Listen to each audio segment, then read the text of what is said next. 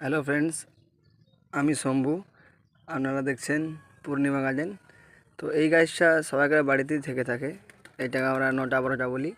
তো গাছটার চেহারাটা দেখুন, এই ফুল ফুটতে শুরু করেছে 2-4 দিন হলো, চারিদিকে কুড়ি আর কুড়ি। তো গাছটা কীভাবে বানিয়েছি দেখুন। তো আজ আমি খাবার দেবো গাছে। গাছের ঝোপালো দেখুন একবার।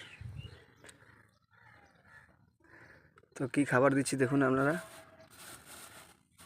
এখানে হচ্ছে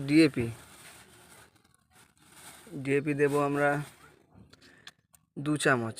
আপনারাও বাড়িতে দিতে পারেন যদি আপনাদের কাছে এরকম বানাতে চান গাছটা আপনাদের। তো 2 চামচ দেবো আমি ডিএপি